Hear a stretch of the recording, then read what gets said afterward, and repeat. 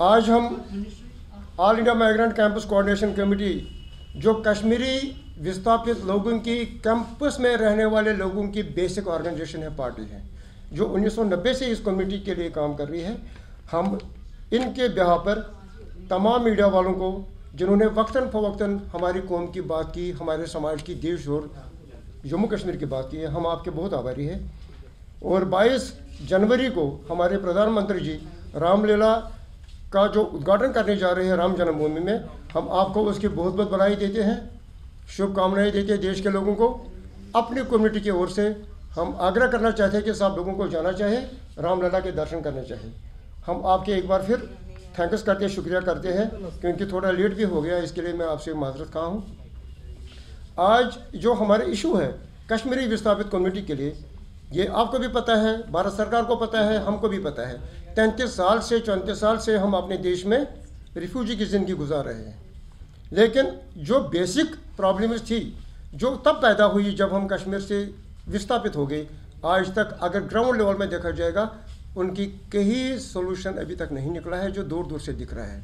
और जो हमारे नाम पर राजनीति करते हैं, चाहे वो देश के किसी भी भाग में रहते हैं या दुनिया में रहते हैं, लेकिन वो बोलते हैं हम कश्मीरी पंडित हैं, उनकी बात होती है। लेकिन जो रियल कश्मीरी पंडित है, जिन्होंने घर छोड़ा, ज़मीन छोड़ा, नौकरी गई, बिजनेस गया, ट्रेंड गया, संस्कृति गया, कल्चर गया, होमलैंड गया, और हमें कभी नहीं लगता है कि हम वापस वहाँ को मुड़ सकते हैं। टूरिस्ट जा सकते हैं, अंग्रेज़ लोग जा सकते हैं, लेकिन हमें वहाँ जाने में बड़ी दिक्कत होती है। इन मुद्दों पर हमने आज आपके साथ आपसे रिक्वेस्ट किया है कि हमारी बात भारत सरकार तक पहुँचे, गवर्नमेंट के ऐवानों तक पहुँचे। इसके बारे में हमने आज एक प्रेस कॉन्फ्रेंस का आयोजन रखा है। जो मुद्दे हमारे पास हैं, सबसे बड़ा इम्पोर्टेंट मुद्दा है कि माइग्रेशन के टाइम से आज तक जितने भी कश्मीरी पंडितों के पास ज़मीन थी वो कितनी एनक्रोच हुई है, जो मंत्रों के पास ज़मीन थी वो कितनी एनक्रोच हुई है, अभी तक वो वापस नहीं आई है। लोग उसके लिए तरसते हैं। वो ज़मीन सिर्फ हमारी नहीं है, वो भारत सरकार के लिए, हिंदुस्तान के लोगों के लिए एक एसेट है वहाँ पर। उसी की वजह से तो जम्मू कश्मीर, हमारा कश्मीर डिवीज़न, जम्मू कश्मीर भारत का हिस्सा है। अगर हमारी नहीं है वहाँ प्रॉपर्टी होती, फिर हिस्सा कैसे है? नंबर एक। और उस समय जो हमारे लोग गवर्नमेंट जॉब करते थे, कितने 250, 250, 300 लोगों का जो नौकरी थे वो उनकी नौकरी छीनी गई, उनका रोज़गार गया। लेकिन एक कम्युनिटी के साथ एक सौतीली माँ का सलूक करते हैं, दूसरी कम्युनिटी के साथ एक पूरी एबेसमेंट पॉलिसी चलाते हैं। चाहे कांग्रेस का सरकार हमने देखा, आज भाजपा का सरकार है, दोनों का तो हाल सेम टू सेम है हमारे लिए। हम बोलते हैं कि हिंदुस्तान में कानून 1 to 1 होना चाहिए, जस्टिस सेम होना चाहिए सब लोगों के लिए, चाहे कोई पार्टी में हो या ना हो, चाहे किसका क्या मुद्दा हो। लेकिन और जो आम कश्मीरी पंडित हैं, हम कल हमारा गृह मंत्री साहब आ रहे हैं, हम उसको भी आपके माध्यम से कहना चाहते हैं, अमित शाह साहब, आपको कश्मीरी विस्थापित लोगों के साथ आमने सामने बात करनी चाहिए। घर हमारा है, मुझे कर वापस जाना है, ज़मींदार हम हैं, किसान लोग हम हैं, कश्मीर में भारत का झंडा हमको उठाना है। हम तो रियल बेसिक वहाँ पर है, तभी जम्मू के लोगों के हम आभारी हैं जिन्होंने 30 साल तक हमें पनाह दिया है। लेकिन इनकी भी तो अपनी समस्या है, इनको भी वहाँ मकान थे, ये भी वहाँ रहते थे, तो वो माहौल कब पैदा होगा, उसके लिए भारत सरकार कब काम करेगा?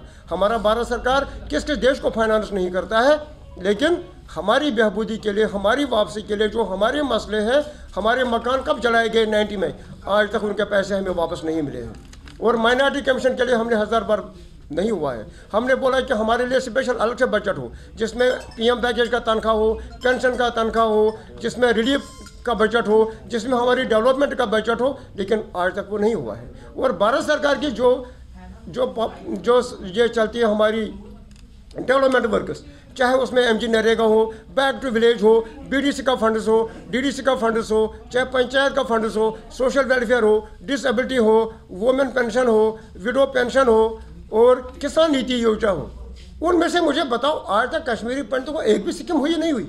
क्यों नहीं हो रही? हम तो भारत का हिस्सा है, हम तो जम्मू कश्मीर के लोग हैं, हम जम्मू कश्मीर में रहते हैं यार, जम्मू कश्मीर का स्टेक होल्डर हम है। अगर जम्मू कश्मीर में 10,000 करोड़ रुपये का बजट आता है, उसमें जम्मू डिवीजन का आना चाहिए, कश्मीर डिवीजन का होना चाहिए। लद्दाख तो करगिल आज हमारे साथ नहीं है, अब 2 डिवीजन हुए, लेकिन 2 डिवीजन में अगर गुजर को मिलता है, बकरवाल को मिलता है, सब कौमों को मिलता है, क्योंकि Kashmiri Pandit is a part of that system.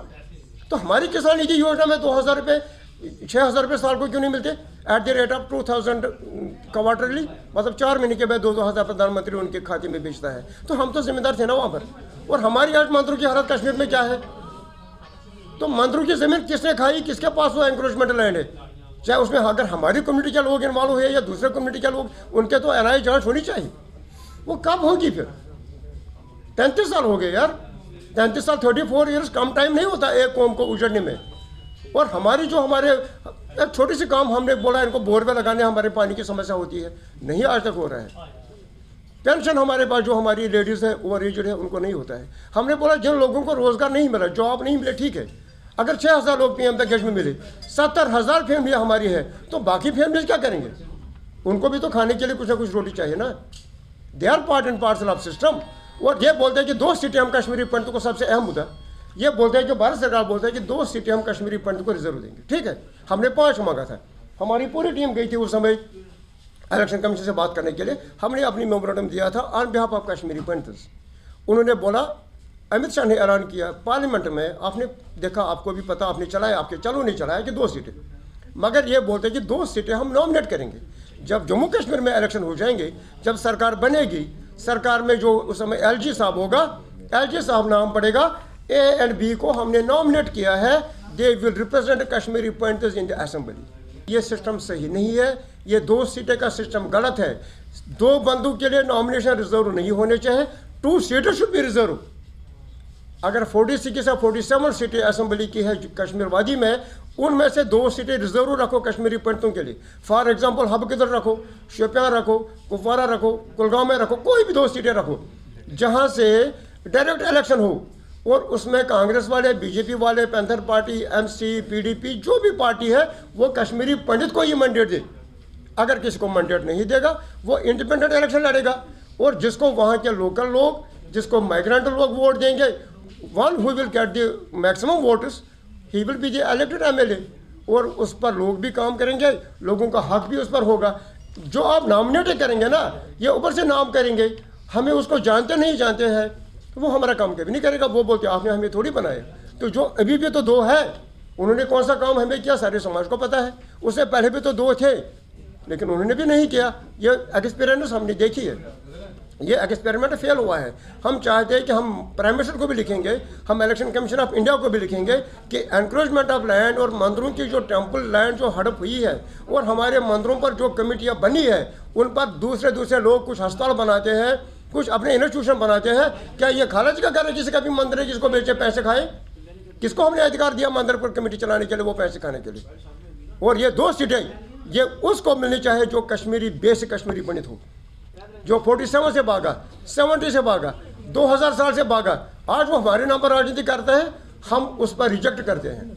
हमें राजनीति आती है, हम सर्वाइवल के लिए लड़ रहे हैं, हम राजनीति के लिए नहीं लड़ रहे हैं। We fight for the survival of the 7 Kashmiri Pandits, needy people, deserved people. जो जम्मू कश्मीर के लोग हैं जो बेघर हुए हैं 90 या 89 या उससे पहले या 86 में, हम उनकी बात करते हैं। शॉर्ट में AIMCCC बोलते हैं। ये कश्मीरी विस्थापित की रियल ऑर्गेनाइजेशन है जो बेसिक मुद्दों पर काम कर रही है 89 से आज तक कंटिन्यूसली। और हम कहते हैं कि जो मुद्दे हमारे, जो प्रॉब्लम्स हमारे आज तक सॉल्व नहीं हुए हैं 34 ईयर से, और माननीय प्राइम मिनिस्टर साहब और हमारे गृह मंत्री साहब हमारी तरफ अटेंशन और डाइवर्शन नहीं देते हैं। उसके पीछे क्या कारण है? कौन बीच में जो रुकावट हमारे और गवर्नमेंट के बीच में बनी है? और हमारी कौम सबसे नंबर 1 पैट्रियाटिक, नेशनलिस्ट और इंडियन है, हमने प्रूव करके दिया है। और उसके बाद भी हमारे जो मसले हैं, या तो प्रधानमंत्री तक हमारे मसले पहुंचाते नहीं है, और जो लोग बीच में हैं वो एज डालते हैं, और वो उनको बोलते होंगे इनको किसी चीज़ की ज़रूरत ही नहीं है। ऐसा नहीं है। हमारी जितनी भी प्रॉपर्टी है वो एंक्रोच हुई है, आज तक वो वापस नहीं मिली है।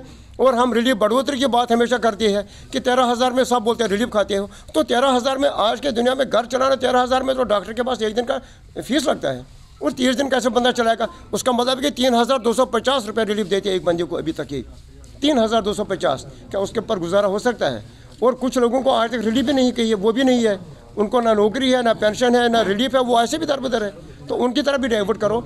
और जो हमारी 2 सीटें है रिजर्व, जो 2 सीटें रिजर्व है, हम बोलते हैं कि दोनों सीटों पर डायरेक्ट इलेक्शन हो, वो गवर्नमेंट नॉमिनेट करे कश्मीर वादी के कोटे से, जम्मू के कोटे से नहीं। हम because we are the residents of Kashmir, Kashmir के कोटे से कौन से 2 सीटें भारत सरकार election commission of India reserve करता है, जिन 2 सीटों पर सिर्फ कश्मीरी पंडित के कैंडिडेट खड़े हो जाएंगे इलेक्शन लड़ने के लिए। कश्मीरी पंडितों के बीच में कैंडिडेट्स लड़ेंगे, जिसको ज़्यादा वोट आएंगे वो कश्मीरी पंडित कम्युनिटी के जम्मू कश्मीर विधानसभा में नेतृत्व करेगा। लेकिन जो नॉमिनेशन दे देंगे, we are against the nomination, क्योंकि वो पहले भी उन्होंने किया था, वो फेल हो चुका है। They have failed to do any work of the community. इसके साथ